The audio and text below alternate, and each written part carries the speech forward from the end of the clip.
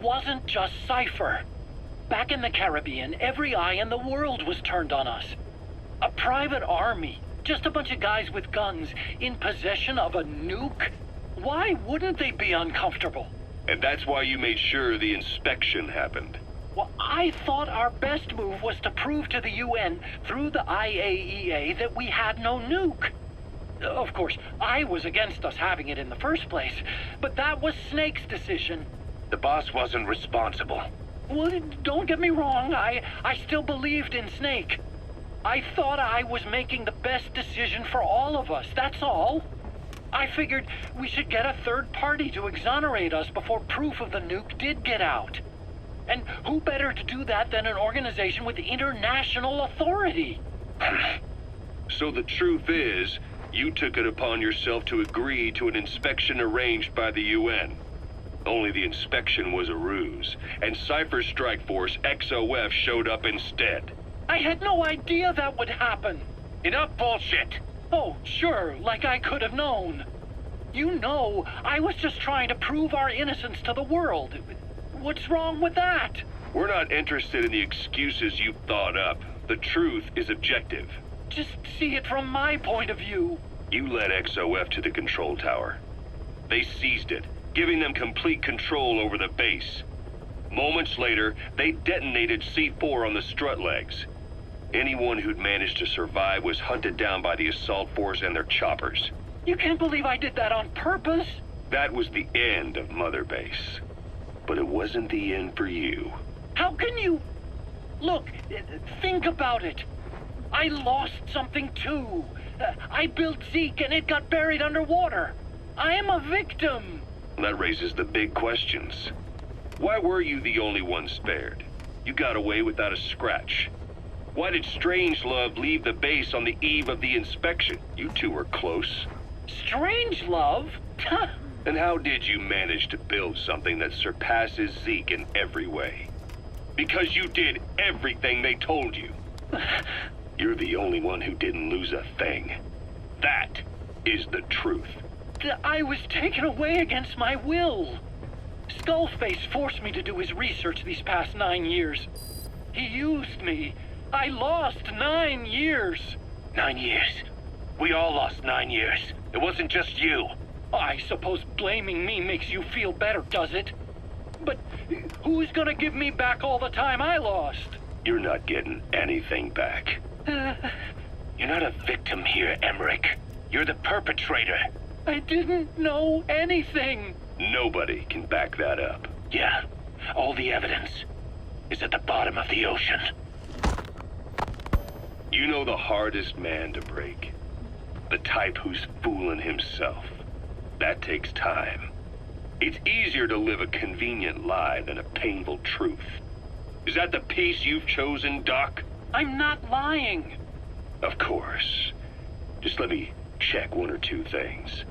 On that day, you were in the control tower with them. Lucky you. That's how you got out unscathed. And you escaped on one of their choppers. Only you, right before the base went under. They had me blindfolded the whole time. I've never been so scared.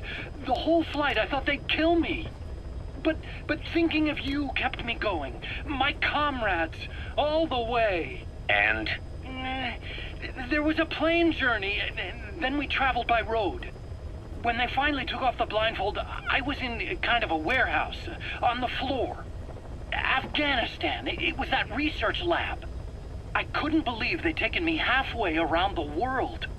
And soon enough, he came. Skullface. He's the one who's really behind that Mother Base attack. He forced me into that research. What kind of research? He told me to build a bipedal walking tank for the Soviet Union. Like Peace Walker. A system that could fire an ICBM-class nuclear weapon. That's how the Sahelanthropus project got started. Sahelanthropus. Those AI weapons I'd made in Costa Rica were like toys by comparison. A whole world apart from reptilian four-legged crawling and that ridiculous hunched-over bipedal waddling. My design evolved to the dawn of mankind, Sahelanthropus, the first steps towards humanity. An upright, bipedal weapon system. Originally, Sahelanthropus was going to be a manned weapons platform. I designed a cockpit in its head, and I planned to fill it with water as a buffering agent. Like how Paz modified Zeke for human control. Don't compare me to some amateur. I designed it for human control from the beginning. The problem was miniaturizing the posture control AI. You remember the reptile pod? The AI that controlled your unmanned weapons. Attaching it externally makes it vulnerable, so this time I wanted it beneath the armor. Meaning I had to make the AI smaller. I got it down to less than 1/10 the size without any loss in computation speed. But it was still too big for the cockpit. There wasn't enough room for the pilot. If I made the head bigger, its body would have to be bigger to support it. Too big to be practical. In the end, human piloting was taken off the table. I tested a remote control system too, but there was the time lag and I wasn't satisfied with its precision either. Plus, it would be useless if the enemy jammed it. So next, I went back to trying an AI-only system. To do that, I had the AI pods recovered from Nicaragua.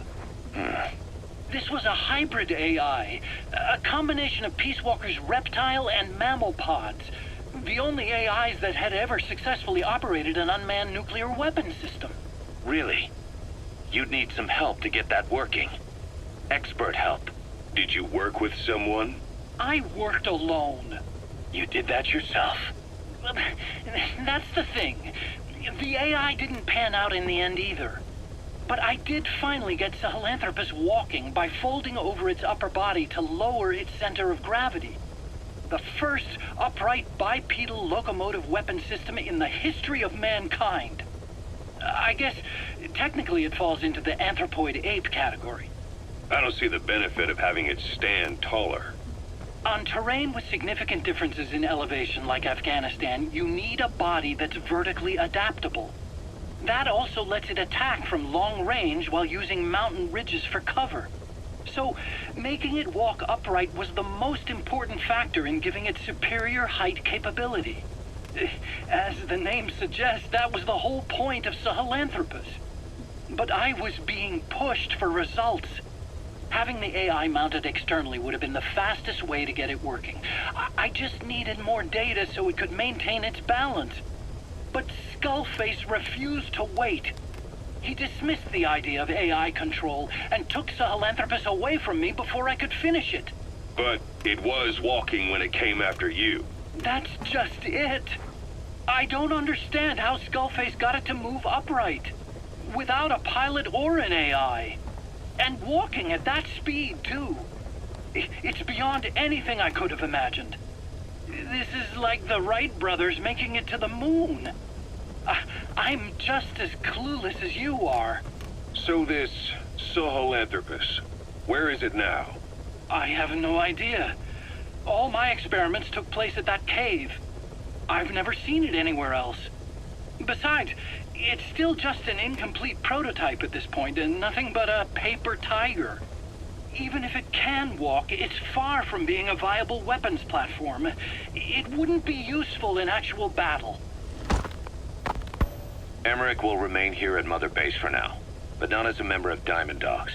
I still don't trust him. That work for you? Fine by me. He can't be allowed any contact with staff either. Yeah. A lot of the guys would love some payback for 9 years ago. We still need him alive. But we have to restrict his movements. He can only go where we tell him. And of course, the interrogations will continue. He worked for that skull bastard for nearly a decade. He still has more to tell us. How long are we gonna press him? If our investigation shows he really had nothing to do with the attack, we'll reconsider his place here. But I don't expect that to happen. Remember that water tank-shaped object in Emmerich's lab in the Soviet base camp? The thing that started talking to you like a possessed answering machine. That was a pod built for housing the AI used to control unmanned weapons. You remember, back in '74 in Costa Rica. It was in those machines you fought there. They were designated Pupa, Chrysalis, Cocoon, and Basilisk, and each of them was fitted with an AI unit called a reptile pod. Emmerich created it. It mainly handled the machine's posture control and autonomous behavior. But the Basilisk, aka Peace Walker, also featured a second AI pod. That one was called the Mammal Pod, and it was created by Dr. Strangelove. She tried to recreate the boss's personality through the Mammal Pod, but you pulled out its memory boards. That's when it transferred its own functions to its reptile pod. Just like a human brain compensating for damage by using the remaining healthy parts.